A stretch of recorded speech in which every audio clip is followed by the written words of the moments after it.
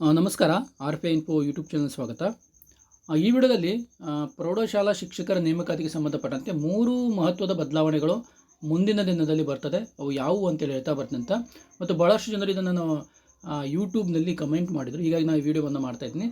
ಇದು ಹಳೆ information, but ಭಾಳಷ್ಟು ಅಭ್ಯರ್ಥಿಗಳಿಗೆ ಇದ್ರ ಬಗ್ಗೆ ಮಾಹಿತಿ ಇಲ್ಲ. ಮತ್ತು ಡಿಸ್ಕ್ರಿಪ್ಷನ್ ಬಾಕ್ಸಲ್ಲಿ ಪ್ರೌಢಶಾಲಾ ಶಿಕ್ಷಕರ ನೇಮಕಾತಿ ಗುಂಪು ಮಾಡಿದ್ದೇವೆ. ಇಂಟ್ರೆಸ್ಟ್ ಇದ್ದರೆ ಜಾಯ್ನ್ ಆಗ್ಬೋದು. ಆದಮೇಲೆ ತಮಗೆಲ್ಲ ಗೊತ್ತಿರುವ ಹಾಗೆ ಪ್ರೌಢಶಾಲಾ ಶಿಕ್ಷಕರ ನೇಮಕಾತಿ ಇನ್ನೂ ಮಾಡ್ತಾ ಇಲ್ಲ. HSTR ಅಂತೇಳಿ ಇನ್ನೂ ಮಾಡ್ತಾ ಇಲ್ಲ. ಯಾಕಂತಂದರೆ ಇಲ್ಲಿ PG ಆ್ಯಡ್ ಮಾಡ್ತಾರೆ ಅನ್ನುವಂಥ ಸುದ್ದಿ ಇದೆ. ಓಕೆ, ಅದು ನಮಗೆ ಆಲ್ಮೋಸ್ಟ್ ಆಗಿ ಗೊತ್ತಿರುವಂಥದ್ದು. ಈಗೇನು ಮಾಡ್ತಿದ್ದಾರೆ ಅಂತಂದರೆ ತಾವು ನೋಡ್ಬೋದು. ಇಲ್ಲಿ 6ನೇ ಪಾಯಿಂಟನ್ನು ನೋಡ್ಕೋಬೋದು. ಪ್ರೌಢಶಾಲಾ ಶಿಕ್ಷಕರ ನೇಮಕಾತಿ ನಿಯಮಗಳಲ್ಲಿ ವಿದ್ಯಾರ್ಹತೆಯನ್ನು, ಅಂದರೆ ಏನು ಕ್ವಾಲಿಫಿಕೇಷನ್ ಇತ್ತು, ಪದವಿಯಿಂದ ಸ್ನಾತಕೋತ್ತರ ಪದವಿಗೆ ಪರಿಷ್ಕರಿಸುವ ಕುರಿತು ಹೆಚ್ಚು ಮಾಡಬೇಕು. ಅಂದರೆ ಆಲ್ಮೋಸ್ಟ್ ಆಗಿ ನಮ್ಮಲ್ಲಿ ಏನಾಗಿದೆ, BA B.Ed BSc B.Ed BCom B.Ed ಮಾಡಿದಂಥ ಅಭ್ಯರ್ಥಿಗಳಿದ್ದಾರೆ. ಇವರು ಪ್ರೌಢಶಾಲಾ ಶಿಕ್ಷಕರಾಗಲಿಕ್ಕೆ ಅರ್ಹತೆಯನ್ನು ಹೊಂದಿದ್ದರು. ಈಗ ಇದನ್ನೇನು ಮಾಡ್ತಾರೆ ಅಂತಂದರೆ PG ಆ್ಯಡ್ ಮಾಡ್ತಾರೆ. ಓಕೆ, ಇದು ನಿಮಗೆ ಗಮನಕ್ಕೆ.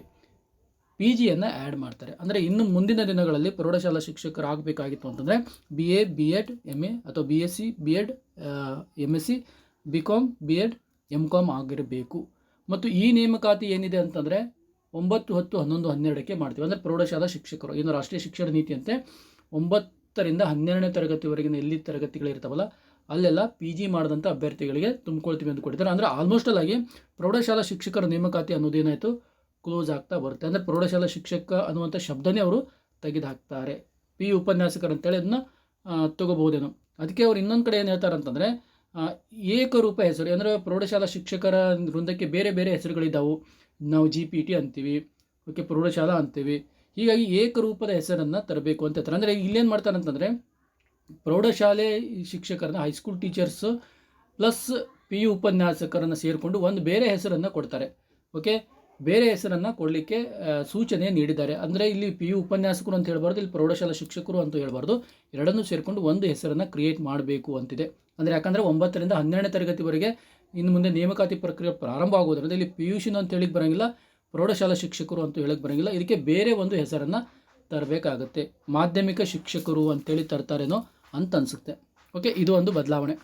ಇನ್ನು 3ನೇ ಬದಲಾವಣೆ ಏನು ಅಂತಂದರೆ, ನೀವು ನಾಳೆ ಎಲಿಜಿಬಲ್ ಆಗಬೇಕಾಗಿತ್ತು ಅಂದರೆ ಡಿಗ್ರಿಯಲ್ಲಿ 50% ಆಗಿರಬೇಕು ಕಡ್ಡಾಯವಾಗಿ, ಸ್ನಾತಕೋತ್ತರ ಪದವಿಯಲ್ಲಿ 50% ಆಗಿರಬೇಕು ಮತ್ತು B.Ed ಅಲ್ಲಿ 50 ಆಗಿರಬೇಕು. ಈ 3 ಹಂತದಲ್ಲಿಯೂ 50% ಆಯಿತು ಅಂದರೆ ಅದು ಅರ್ಹ ವಿದ್ಯಾರ್ಥಿ ಅಂತ ಕನ್ಸಿಡರ್ ಮಾಡ್ತಾರೆ ಇಲ್ಲಿವರೆಗೂ. ಆದರೆ SC ST OBC ಕ್ಯಾಂಡಿಡೇಟ್ ಅವರಿಗೆ, ಓಕೆ, ಇವ್ರಿಗೆ ಎಷ್ಟು ಮೋಸ್ಟ್ಲಿ 45% ಮಾಡಬಹುದೇನೋ, ಇನ್ನೂ ಅದ್ರ ಬಗ್ಗೆ ಕ್ಲಿಯಾರಿಟಿ ಇಲ್ಲ. ಇಲ್ಲಿ 50 50 50 ಈ 3 ಹಂತದಲ್ಲಿ 50 ಮಾಡಿದವರು ಮಾತ್ರ ಇನ್ನು ಮುಂದೆ ಏನು 9ರಿಂದ 12ನೇ ತರಗತಿ ಶಿಕ್ಷಕರ ನೇಮಕಾತಿಗೆ ಎಲಿಜಿಬಲ್ ಆಗ್ತಾ ಬರ್ತಾರೆ.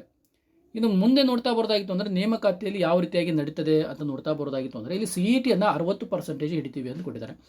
ಪದವಿಯನ್ನು 20%, B.Ed 10% ಮತ್ತು ಸ್ನಾತಕೋತ್ತರ ಪದವಿಯನ್ನು 10% ಕನ್ಸಿಡರ್ ಮಾಡ್ತೀವಿ ಅಂತ ಕೊಟ್ಟಿದ್ದಾರೆ.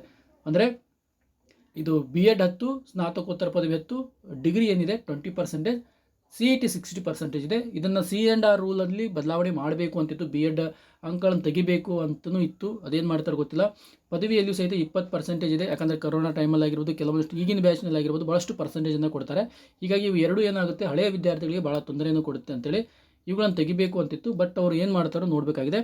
ಒಟ್ಟಾರೆಯಾಗಿ ಇಷ್ಟು ಬದಲಾವಣೆಗಳನ್ನು ಮಾಡಿದ್ದಾರೆ. ತಾವು ಸ್ಪಷ್ಟವಾಗಿ ನೆನಪಿಟ್ಕೊಡ್ರಿ. ಇನ್ನು ಮುಂದಿನ ದಿನಗಳಲ್ಲಿ ಪ್ರೌಢಶಾಲೆ ಮತ್ತು PU ನೇಮಕಾತಿ ಅನ್ನೋ ಬದಲು 9ರಿಂದ 12ನೇ ತರಗತಿವರೆಗೂ ನೇಮಕಾತಿ ಆಗಬೇಕಾಗಿತ್ತು ಅಂತಂದರೆ ಒಂದು PG ಮಾಡ್ಕೊಂಡಿರಬೇಕು ಮತ್ತು 3 ಹಂತದಲ್ಲೂ ಡಿಗ್ರಿ, PG ಮತ್ತು B.Ed ಅಲ್ಲಿ 50% ಮಿನಿಮಮ್ ಮಾಡ್ಕೊಂಡಿರಬೇಕು.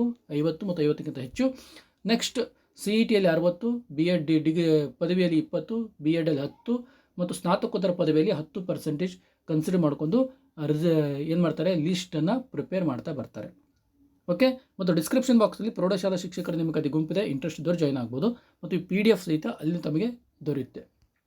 Okay, thank you.